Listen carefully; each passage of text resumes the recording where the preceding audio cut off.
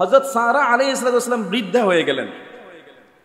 এমতো অবস্থায় হযরত সারার একজন খাদেমা ছিল, তার একজন দাসী ছিল, তার নাম ছিল হযরত হাজেরা। হযরত সারা আলাইহিস সালাম তার স্বামী ইব্রাহিমকে ডাক দিয়ে বলে, আমার তো আর সন্তান হলো না, আর হওয়ার কোনো সম্ভাবনাও নাই, একই তো বন্ধা, আরেকদিকে বৃদ্ধা বয়স্কা, আপনি চাইলে আমার যেই দাসী সেবিকা উনাকে আপনি বিবাহ করতে পারেন, আমি এটা আপনার জন্য হাদিয়া দিয়ে দিলাম। সুবহানাল্লাহ।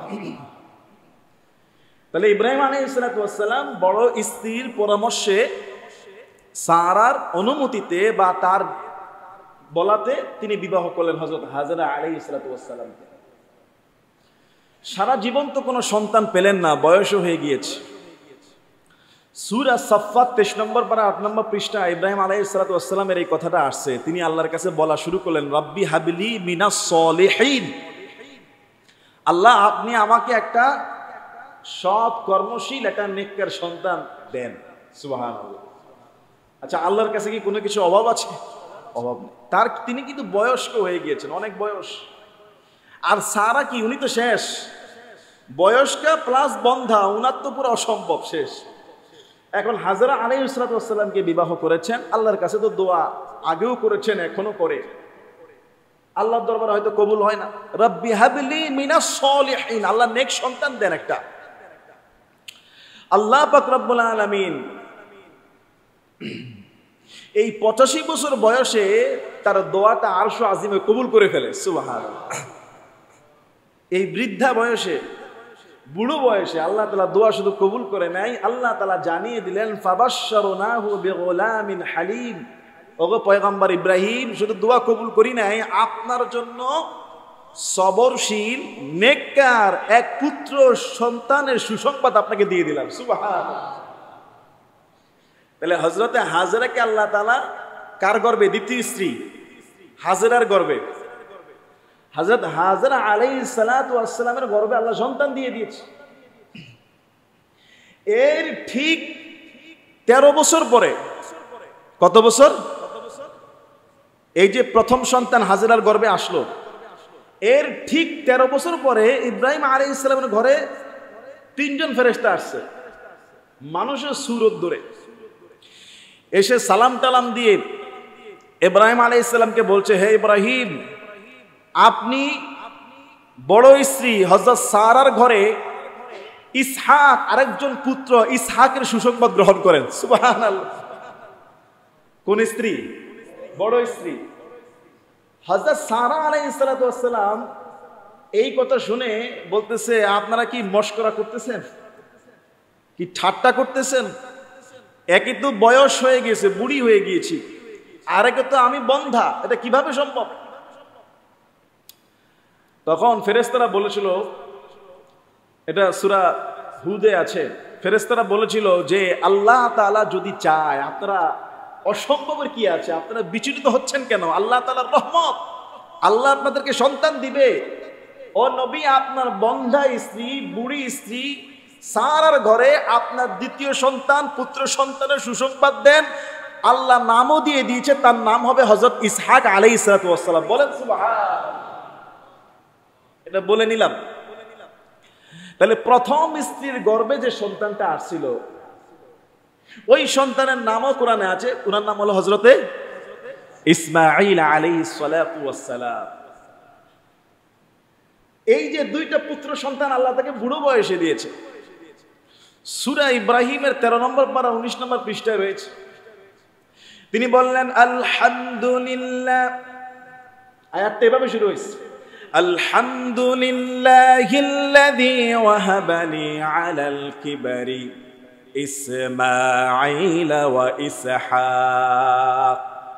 সেই আল্লাহর দরবারে প্রশংসা শুকরিয়া, যিনি আমাকে বার্ধক্য বয়সে, বুড়ো বয়সে ইসমাঈল এবং ইসহাককে দান করে দিলেন। ইন্না রাব্বী লাসামিউদ দুআ, নিশ্চয় আমার আল্লাহ দোয়া শ্রবণকারী, তিনি দোয়া কবুলকারী। ইব্রাহিম আলাইহিস সালাম দোয়া করলেন, রাব্বি জাআলনি মুকিমাস সালাত ওয়া মিন যুররিয়াতি, হে আল্লাহ আপনি আমাকে সালাত কায়েমকারী বানান, ওয়া যুররিয়াতি, আমার এই বংশধর, আমার ইসমাইল, আমার ইসহাক, আমার সারা, আমার হাজেরা এবং এদের থেকে যত বংশধর কিয়ামত পর্যন্ত আসবে তাদের সবাইকে নামাজ কায়েমকারী বানায়া দেন। রব্বানা ওয়া তাকাব্বাল দুআ, হে আল্লাহ আপনি তো দোয়া কবুলকারী। রব্বানা গফিরলি ওয়া লিওয়ালিদাইয়া ওয়া লিল মুমিনিনা ইয়াওমা ইয়াকুমুল হিসাব, আল্লাহ কিয়ামতের ময়দানে হিসাবের দিনে আল্লাহ আপনি আমাকে মাফ করে দিয়েন, আমার পিতামাতাকে মাফ করে দিয়েন, সমস্ত মুমিন মুমিনাত কিয়ামত পর্যন্ত যত ইমানদার নারী পুরুষ আসবে ওই হিসাবের দিনে আমি জাতির পিতা দোয়া করছি সবাইরে মাফ করে দিয়েন। সুবহানাল্লাহ। মুসলিম জাতির পিতাকে ইব্রাহিম আলাইহিস সালাতু ওয়াস সালাম, আল্লাহ তাআলা হযরত হাজরার ঘরে সন্তান দিলেন। হযরত হাজরা নিজেকে আনন্দিত বোধ করলেন যে আমি যার এতদিন সেবা করতাম আমার মালিক সারার গর্বে আল্লাহ দেয় নাই, আল্লাহ আমার গর্বে দিয়েছে। তিনি নিজেকে একটু আনন্দিত করতেন। বড় স্ত্রী হযরতে সারার মনের মধ্যে ঈর্ষান্বিত হিংসা জেগে উঠল। সারা তো জানে জীবনে কোনোদিন তার সন্তান হবে না, তিনি তো বন্ধা। দ্বিতীয় স্ত্রীর ঘরে, দ্বিতীয় সতীনের ঘরে আল্লাহ সন্তান দিয়েছে।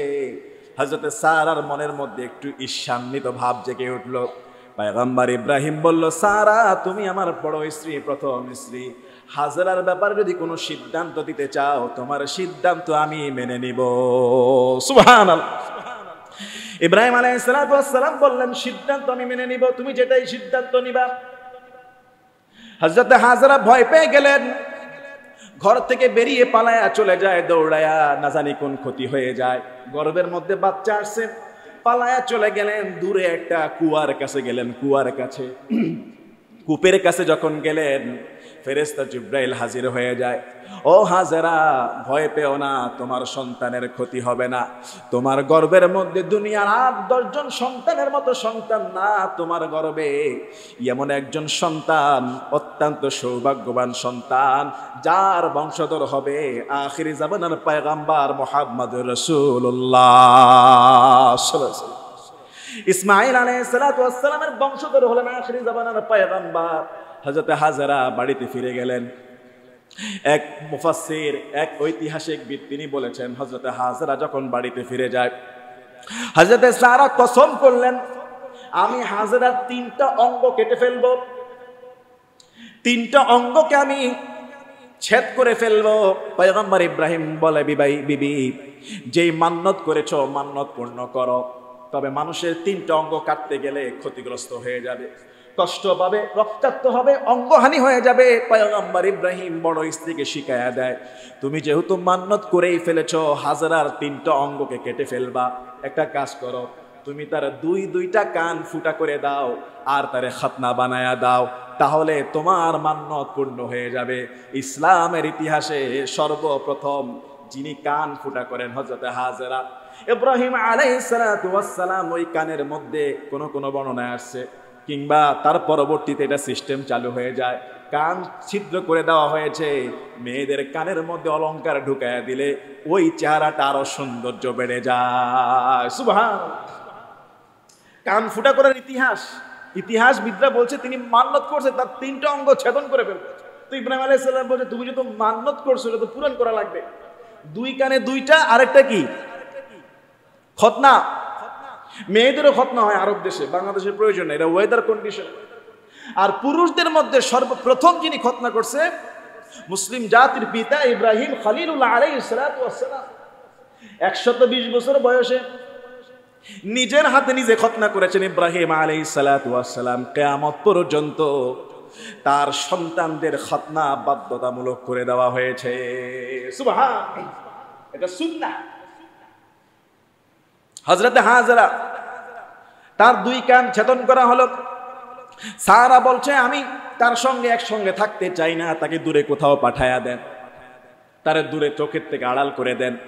ইতিমধ্যে সন্তান জন্ম নিল, ছোট্ট বাচ্চা, নাম তার কোরআন বলছে ইসমাঈল। কি নাম? এই ইসমাঈল আলাইহিস সালাতু ওয়াস সালামের বংশ হলেন মুহাম্মদুর রাসূলুল্লাহ সাল্লাল্লাহু আলাইহি ওয়াসাল্লাম। বলেন তো মুহাম্মদ সাল্লাল্লাহু আলাইহি ওয়াসাল্লামের জন্মস্থান কোন শহরে? মক্কায়। কোন শহরে? ইব্রাহিম আলাইহিস সালাতু ওয়াস সালামের বাসা হলো বাবেল, ফিলিস্তিনের জেরুজালেমে তার বাসা। ইসমাঈল জন্ম হয়েছে, বড় স্ত্রী বলে ছোট স্ত্রীকে দূরে সরান।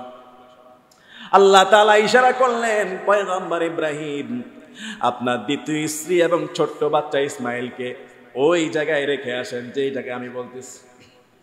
ফিলিস্তিন থেকে মক্কাতুল মুকাররমা তৎকালীন জামানায় মরুভূমি, ঘর নাই, বাড়ি নাই, গাছগাছালি নাই, চাষাবাদহীন একটা জমিন।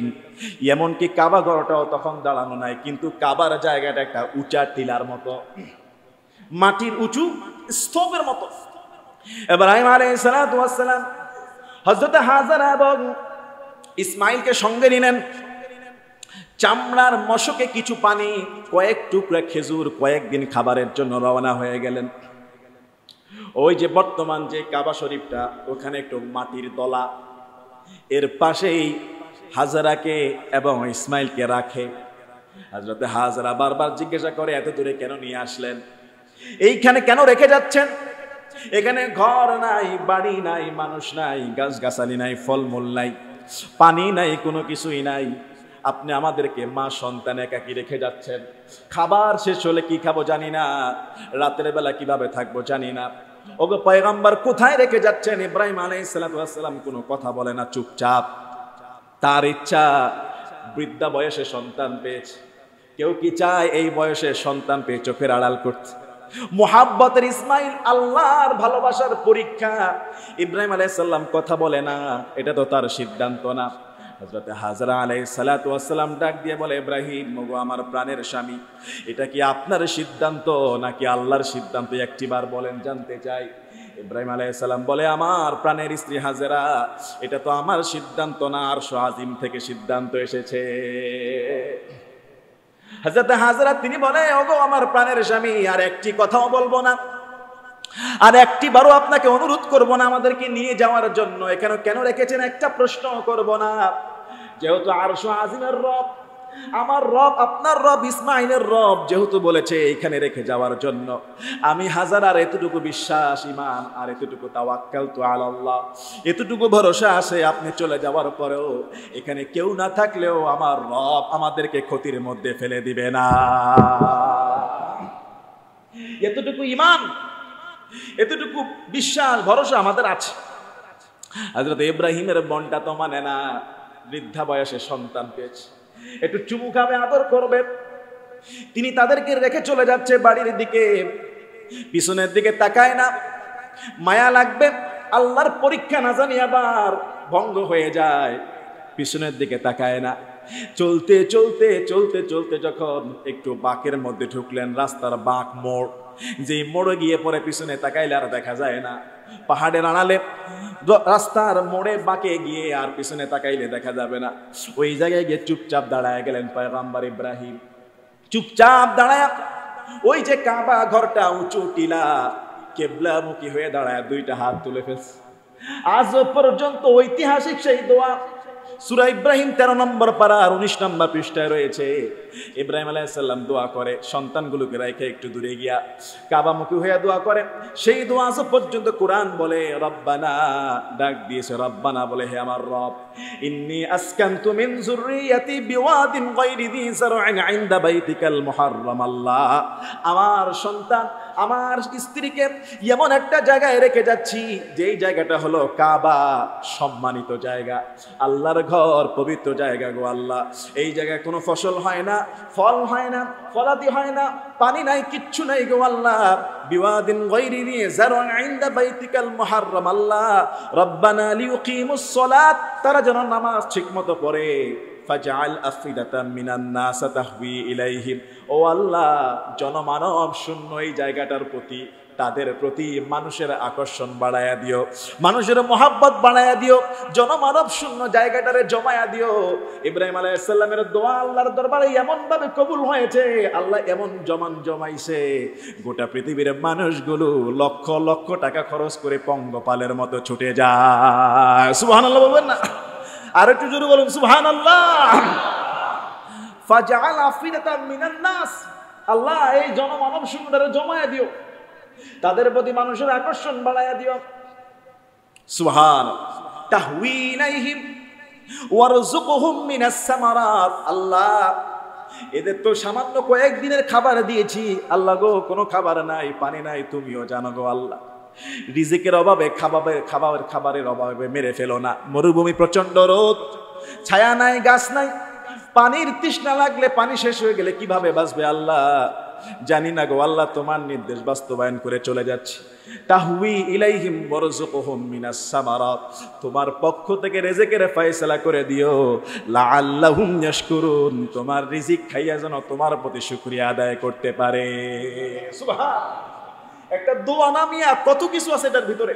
প্রথম বলল লিয়ুকিমুস সালাত, সালাত যেন কায়েম করতে পারে, মানুষ যেন এখানে আসে, রিজিকের ফয়সালা করে দিও এবং তোমার যেন শুকরগুজারি হয়। আল্লাহু আকবার বলবেন না?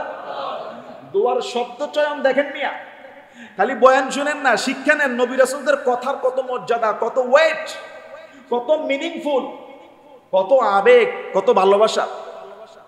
প্রথম বললেন আল্লাহ সালাত কায়েমকারী বানায়া দিও, এই জনমানব শূন্য জায়গাটারে জমায়া দিও, তাদেরকে রিজিকের ফয়সালা করে দিও। রিজিক খাইয়া জনমানব শূন্য মানব যখন ভরে যাবে, সুন্দর হয়ে যাবে, আল্লাহর কৃতজ্ঞতা যেন আদায় করতে পারে। তিনি সেই হাজেরা, সেই ইসমাইলের জন্য দোয়া করেছে, আজও পর্যন্ত তার বংশধর ইব্রাহিমের সন্তানেরা সেই জায়গায় গিয়ে সিজদায় লুটিয়ে থাকে ওই জায়গায় যাওয়ার কারণে। সুবহানাল্লাহ। ইব্রাহিম আলাইহিস সালাম চলে গেলেন, কয়েকদিনের খেজুর ছিল শেষ, চামড়ার মশকের পানি শেষ, ইসমাইল তার মায়ের বুকের দুধ পায় না, দুধ শুকিয়ে গিয়েছে, মা না খাইতে পারলে সন্তান কই পাবে। প্রচন্ড রোদ, কাবা ঘরের সাথেই দুইটা পাহাড়, মরুভূমির দেশ, তেমন একটা ছায়া নাই। একটা পাহাড়ের নাম হলো সাফা, আরেকটা পাহাড়ের নাম হলো মারওয়া। সূরা বাকারা 2 নম্বর পারা 3 নম্বর পৃষ্ঠার প্রথম আয়াত খুলে দেখবেন, আল্লাহ তাআলা এই দুই পাহাড়ের নাম এনেছেন। হযরতে হাজেরা পানি শেষ, কোথায় পানি পাওয়া যাবে? চারিদিকে তো মানুষ নাই, ঘর নাই, বাড়ি নাই, নদী নাই, নালা নাই, নহর নাই, নলকূপ নাই। তারপর পানির আশায় সাফা পাহাড়ের চূড়ায় উঠলেন। সাফা পাহাড়ের চূড়ায় উঠে চতুর্দিকে চোখ বুলায়, প্রচন্ড রোদের আলোতে মরুভূমির বালুগুলো চিকচিক করে, মনে হয় দূরে সাগর দেখা যায়, আসলে তো না, মরুভূমির বালি চিকচিক করে। সাফা পাহাড় থেকে দৌড় দিয়ে মারওয়া পাহাড়ে গেলেন পানির সন্ধানে। এবার মারওয়া পাহাড়ে উঠলেন, চতুর্দিকে তাকায় না, পানি তো নাই, মনে হচ্ছে সাফা পাহাড়ে আছে। সাফা পাহাড়ে আসলেন, থেকে সাফা এরকম দৌড়াদৌড়ি করলেন, একবার না, দুইবার না, তিনবার না। একজন মহিলা মানুষ, সন্তান ইসমাইল কান্নাকাটি করতেছে, দুধের জ্বালা যন্ত্রণায়, পিপাসায় কাতর হয়ে গিয়েছে। ইসমাইল চিৎকার চেঁচামেচি করে কান্নাকাটি করে, মা হাজেরা দৌড়াদৌড়ি করে 7 বার দৌড়ালেন। এক ফোঁটা পানির দেখা মিলল না, সন্ধান পেল না। একটু পরে একটা গায়েবী আওয়াজ হযরতে হাজেরা শুনতে পেলেন। হাজেরা বললেন, তুমি কে গো? যদি সম্ভব হয় আমাদেরকে এই বিপদে সাহায্য করো। সুবহানাল্লাহ। হযরতে হাজেরা দৌড় দিলেন, দৌড় দিয়ে ইসমাইলের কাছে আসলেন। হযরতে ইসমাইলের কাছে এসে নজর করে তাকায় দেখে ফেরেশতা জিবরাইল তার পাশে দাঁড়ায় আছে। ফেরেশতা জিবরাইল বলল, তোমরা কোনো ভয় পেও না, টেনশন করো না, আল্লাহর পক্ষ থেকে আমি এসেছি। ফেরেশতা জিবরাইলের হাতের যে ডানা কিংবা তার পা, এই দুইটা রেওয়াতে আছে, দুইটার যে কোনো একটা দিয়ে ইসমাইল যেই জায়গায় শুয়ে কান্নাকাটি করতেছিল ওই জায়গার মাটির মধ্যে হযরতে জিবরাইল ফেরেশতা একটা আঘাত করলেন তার ডানা দিয়ে, কিংবা পা দিয়ে জমিনের মধ্যে একটা আঘাত করলেন। আঘাত করা মাত্র দেরি জমিনটা ফেটে তলদেশ থেকে জমজমের পানি বের হওয়া শুরু করে দিল। পানি বের হওয়া শুরু করে দিছে, পানি বের হয়ে চতুর্দিকে গড়াইয়া যায়। হযরতে হাজেরা পানিটাকে বাউন্ডারি দিলেন, মাটি দিয়ে এটাকে আটকালেন। রাসূল কারীম সাল্লাল্লাহু আলাইহি সাল্লাম বলছে, হাজেরা যদি এটা না আটকাইতো, এটাকে যদি না জমাইতো, কিয়ামত পর্যন্ত ঝর্ণার মতো প্রবাহিত হয়ে চলে যেত। হযরত হাজরা এটাকে কষ্ট করে আটকে জমা করেছে। জমা করার কারণে ওইটা একটা হাউসে কূপে পরিণত হয়ে গিয়েছে। আজও পর্যন্ত crore crore million million trillion trillion gallon পানি উত্তোলন করা হয়, প্রতি সেকেন্ডে হাজার হাজার লিটার পানি উঠানো হয়, কিয়ামত পর্যন্ত উঠানো হবে। একটা সেকেন্ডের জন্য ওই জায়গায় পানির অভাব দেখা যায় না। এই যে হজের মৌসুমে 20 লক্ষ মানুষ 15 লক্ষ মানুষ পানি খাবে, মক্কায় সারা বছর মানুষ থাকে পানি খায়, ওই পানি খাবার খায় মদিনা তো পাওয়া যায় মানুষ। আবার হাজী সাহেবরা 20 লক্ষ মানুষ, এক একজন যদি 5 লিটার করেও তাদের দেশের দিকে নিয়ে যায়, হিসাব করে দেখেন 20 লক্ষ 5 লিটার গুণ দিয়ে দেখেন কত কোটি কোটি গ্যালন পানি সেখান থেকে নেওয়া হয়। আল্লাহর কুদরতি পানি না, বিজ্ঞানীরা পরীক্ষা করে দেখেছে তামাম পৃথিবীর যত পানি আছে সবচাইতে বিশুদ্ধ এবং ভিটামিন যুক্ত পানি হলো জমজমের পানি। রাসূল বলছেন জমজমের পানি শুধু একটা পানি না, এটা খাইলেও রোগ মুক্তি হয়ে যায়। আল্লাহু আকবার। দুনিয়ার পানিগুলো খেলে পিপাসা মিটায়, দুনিয়ার এই পানি গলা শুকাইলে শুধু গলা শুকানোর কাজ করবে, কিন্তু দুপুরবেলা যদি আমি না খাই, যদি জমজমের পানি খাই, রাসূল বলছে জমজমের পানি শুধু গলা মিটায় না, পিপাসা মিটায় না, এটা খাবারেরও কাজ করে শরীরের ডিপার্টমেন্টে। যেখানে যেই ভিটামিন, যেই আয়রন, যেই লৌহ দরকার, এই জমজমের পানিটা মানুষের খাদ্যের কাজ পর্যন্ত করে ফেলে। সুবহানাল্লাহ। রাসূলের জামানায় মক্কাতুল মুকাররমায় একজন ব্যক্তি আসলেন রাসূলকে দেখার জন্য, বুঝার জন্য। 1 মাস গোপনে মক্কায় ছিল। 1 মাস পরে রাসূলের সঙ্গে দেখা, রাসূলকে তিনি বিশ্বাস করলেন, মেনে নিলেন। রাসূল বললেন কবে আসছো, কোথায় থেকে আসছো? বলে হুজুর আমি 1 মাস পর্যন্ত মক্কায়। বলে 1 মাস পর্যন্ত মক্কায় তুমি গোপনে কি খেলা, কোথায় থাকলা? বলে ইয়া রাসূলুল্লাহ সাল্লাল্লাহু আলাইহি ওয়াসাল্লাম 1 মাস আমি কিছু খাই নাই, শুধু জমজমের পানি খেয়ে বেঁচেছিলাম। সুবহানাল্লাহ। আপনি শুধু পানি খেয়ে 1 মাস থাকতে পারবেন না, দুর্বল হয়ে যাবেন, পড়ে যাবেন, হয়তো বাঁচতে পারেন, কিন্তু শরীরের যে ঘাটতি, যে আয়রন, যে ভিটামিন, যে প্রোটিন, এটা জমজমে আছে। আল্লাহু আকবার বলেন না।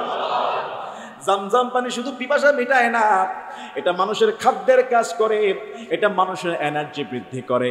এই জমজম পানি রোগের শিফা, মানুষের ঔষধ হিসাবেও কাজ করে। সুবহানাল্লাহ। এটা বলেছিলাম গত জুমায় একটা ঘটনা, জমজমের পানিতে কিভাবে তার মাথার রোগ ভালো হয়ে গেছে। একটু পানি খেয়ে নেই, পানির কথা বলতেছি। বিসমিল্লাহ। তো হযরতে হাজরা আলাইহিস সালাতু ওয়াস সালাম সেখানে সেই জমজম পানিটা, উমরা তাইফ আপনার কাবাগর 60টা তাওয়াফ করার পরে 2 রাকাত মাকামে ইব্রাহিমের নামাজ পড়ার পরে এই জমজম পানি খাওয়াটা একটা ইবাদত। মাকামে ইব্রাহিমের নামাজ পড়ার পরে জমজমের পানি খেতে হয়, খেয়ে মাথায় একটু দিতে হয়, এরপরে তাওয়াফ সাই শুরু হয়ে যায়। এই যে হযরতে হাজরা আলাইহিস সালাতু ওয়াস সালাম সাফা মারওয়াতে 7 বার দৌড়াদৌড়ি করলেন। কয়বার? 7 বার দৌড়াদৌড়ি করলেন। আল্লাহ তাআলা এটা এত পছন্দ করেছে, এত ভালোবেসেছে, কিয়ামত পর্যন্ত সমস্ত হাজী সাহেবদেরকে চাই সে উমরা করুক, চাই সে হজ করুক, এই সাফা মারওয়াতে 7 বার দৌড়াদৌড়ি করা এটা হজের অন্তর্ভুক্ত, উমরার অন্তর্ভুক্ত, এটা সওয়াবের কাজ। বলেন সুবহান। আল্লাহ তাআলা কোরআনুল কারীমের মধ্যে 2টা পাহাড়ের কথা বলেছেন, ইন্নাস সাফা ওয়াল মারওয়াতা মিন শাআইরিল্লাহ। নিশ্চয়ই সাফা আর মারওয়া এগুলি সাধারণ দুনিয়ার অন্যান্য পাহাড়ের মতো পাহাড় না। ইন্নাস সাফা ওয়াল মারওয়াতা মিন শাআইরিল্লাহ, এগুলি হলো আল্লাহর নিদর্শন। এগুলি আল্লাহর নিদর্শন। পাহাড়গুলোতে এখন কেটে সমান করে ফেলেছে, উপরে ফ্যান আছে, ভিতরে এসি আছে, এরপরও আমাদের মতো যুবকরা 7 বার টানা দৌড়ালে হাঁপায়া যায়। কথা বুঝেন নাই? 7 বার টানা দৌড়ালে এরপরও কি? আমি তো প্রথমবার গিয়ে একবার 3 বার দৌড়ায় সোজা হয়ে পড়ে গেছি। আর হযরত হাজরা আলাইহিস সালাতু ওয়াস সালাম একজন মহিলা, সন্তানের মায়ায়, ক্ষুধার যন্ত্রণায়, পিপাসায় কাতর হয়ে 7টা বার দৌড়াইছে। আল্লাহ তাআলা আসমান থেকে ফয়সালা করে দিয়েছে। আল্লাহু আকবার। আজও পর্যন্ত এই সাফা মারওয়াতে 7 বার দৌড়াদৌড়ি করা লাগে। সুবহানাল্লাহ। হযরত ইব্রাহিম আলাইহিস সালাতু ওয়াস সালাম কিছুদিন পরে হযরত ইসমাইল যখন বড় হয়ে যায়, বড় হয়ে যাওয়ার পরে ইসমাইলকে ডাক দিয়ে বলে, ইসমাইল আসছে, দূরের থেকে আসছে। ইসমাইলকে দেখতে এসে বলে, ইসমাইল, আল্লাহ তো আমার একটা দায়িত্ব দিয়েছে, একটা কর্তব্য দিয়েছে, তুমি কি বাবাকে একটু সহযোগিতা করবা নাকি? ইসমাইল বলে, বাবা কোন কাজটা করতে হবে বলেন? বলে, আল্লাহর ঘর কাবাটাকে নির্মাণ করার দায়িত্ব আল্লাহ আমাকে দিয়েছে। কাবা ঘরটা নূহ আলাইহিস সালাতু ওয়াস সালামের বন্যার সময় ধ্বংস হয়ে গিয়েছিল। একটু মাটির স্তূপ ফেরেশতা জিবরাইল দেখায় দেয়, এই জায়গায় আল্লাহর ঘর কাবা নির্মাণ হবে। ইসমাইল বলে, বাবা তোমার সঙ্গে আমি আছি, কোনো সমস্যা নাই। হযরত ইসমাইল পাথর বয়ে বয়ে নিয়ে আসে। ইসমাইল পাথর বয়ে বয়ে নিয়ে আসে, ইব্রাহিম আলাইহিস সালাম একটা একটা করে লাগায়, আর বাপ বেটা আল্লাহর কাছে দোয়া পড়ে, ওয়া ইদে আরফাউ ইব্রাহিমুল কওয়াইদা মিনাল বাইতি ওয়া ইসমাঈল। সূরা বাকারা 1 নম্বর পারা 19 নম্বর পৃষ্ঠা প্রথম আয়াত। আল্লাহ বলতেছে, শোনো শোনো, স্মরণ করো যখন ইব্রাহিম এবং ইসমাইল আল্লাহর ঘরের ভিত্তি প্রস্তর স্থাপন করেছিল, তারা দুইজনেই পড়তো, আল্লাহর কাছে বলতো, রব্বানা তাকাব্বাল মিন্না, বলেন না, রব্বানা তাকাব্বাল মিন্না ইন্নাকা আনতাস সামিউল আলিম। আল্লাহ আমরা তোমার ঘর নির্মাণ করতেছি, আল্লাহ আমাদের এই ঘরের নির্মাণ কাজের এই খুলুসিয়াত, এই পরিশ্রম, এই নিয়তকে তুমি আল্লাহ কবুল ও মঞ্জুর করে নাও। আল্লাহ আমরা যে ঘরটা বানাইতেছি, রব্বানা তাকাব্বাল মিন্না, আল্লাহ তুমি কবুল করো আমাদের এই কষ্ট, আমাদের এই শ্রম, আমাদের এই মেধা, আমাদের এই ভালো কাজ তুমি কবুল করে নাও। ইন্নাকা আনতাস সামিউল আলিম, তুমি তো সর্বশ্রোতা, তুমি তো সর্বজ্ঞানী। ইব্রাহিম আলাইহিস সালাতু ওয়াস সালাম গত জুমায় বলেছিলাম, কাবা ঘরের একটা একটা পাথর বসায়, জান্নাতি একটা পাথর মাকাম ইব্রাহিম, ইব্রাহিমের নামে যে পাথর, ওই পাথরের উপরে দাঁড়ায় দাঁড়ায় কাজ করে। কাবার দেওয়াল যখন উপরের দিকে উঠে যায়, কোনো মই নাই, উঠার জন্য সিঁড়ি নাই, বাঁশের কোনো গেটিক্স নাই। হযরত ইব্রাহিম আলাইহিস সালাতু ওয়াস সালাম কাবার পাথর বিছাইতে যখন ছাদের দিকে উপরের দিকে উঠার প্রয়োজন হতো, যেই পাথরটার মধ্যে দাঁড়ায় দাঁড়ায় কাজ করছে, ওই পাথরটা অটোমেটিকলি লিফটের মতো উপরে ডানে বামে সব থেকে তাকে পৌঁছায়া দিত। সুবহান। সেই পাথরে দাঁড়ায় কাজ করতে গিয়ে ওই পাথরের মধ্যে ওনার পায়ের ছাপ পড়ে যায় আল্লাহর রহমতে। আজও পর্যন্ত সেই পাথর, যে পাথরের নাম হলো মাকামে ইব্রাহিম, মানে ইব্রাহিমের মাকাম, ইব্রাহিমের স্থান, ওনার পায়ের চিহ্ন, মাকামে ইব্রাহিম, এই পাথরে তার চিহ্ন আছে। আজও পর্যন্ত সেই পাথরটা কাবাঘরের সামনে আছে না নাই বলেন না? আছে না? একটা গ্লাস বদ্দি করে এটাকে খুব সেপারেটলি সিকিউরিটি করে রেখে দিচ্ছে। তিনি দোয়া করলেন, রব্বানা ওয়াজআলনা মুসলিমাইনি লাক, ওগো আল্লাহ আমাকে, আমার সন্তানকে, আমাদের আনুগত্যকে তুমি কবুল করে নাও, আমাদেরকে তোমার আনুগত্য বানায় দাও। ওয়ামিন যুররিয়াতিনা উম্মাতাম মুসলিমাতাল লাক, কিয়ামত পর্যন্ত আমাদের পক্ষ থেকে যেই উম্মত আসবে, যেই বংশধর আসবে, এই বংশধরদের একটা দলকে তুমি আল্লাহ তোমার আনুগত্য বানায়া দিও।